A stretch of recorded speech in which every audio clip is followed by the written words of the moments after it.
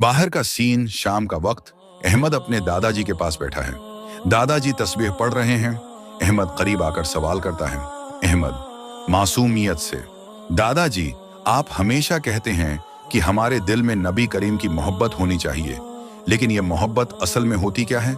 दादाजी मुस्कुराकर, वाह बेटा, ये तो बहुत अच्छा सवाल क्या है। आओ, मैं तुम्हें एक कहानी सुनाता हूं जो तुम्हें इश्क मुस्तफ़ी का मतलब समझा देगी। आगाज, हजरत बिलाल की मोहब्बत रसूल। दादाजी किस्सा शुरू करते हैं। दादाजी, बहुत साल पहले एक गुलाम था जिसका नाम बिलाल हबशी था। वो बहुत नेक और अल्लाह वाले थे, लेकिन जब वो मुसलमान हुए तो मक्का के काफिरों ने उन्हें बहुत तकलीफें दी।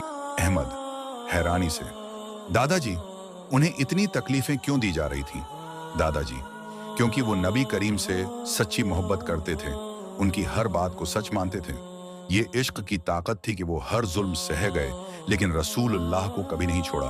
कहानी का इंजाम, इश्क की बरकत। दादाजी, जब मक्का फतह हुआ तो रसूलुल्लाह ने हजरत बिलाल से फरमाया कि वो काबा की छत पर चढ़कर अजान दें।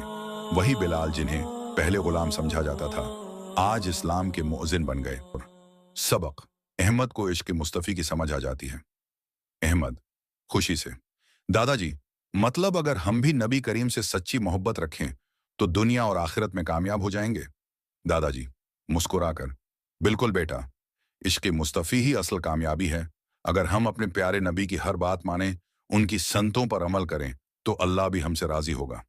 अहमद जोश में, अब मैं भी रोजाना दरूद शरीफ पढ़ूंगा और नबी करीम की संतों पर अमल करूंगा।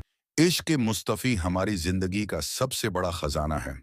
आओ, नबी करीम से मोहब्बत को अपनी जिंदगी का मकसद बनाएं।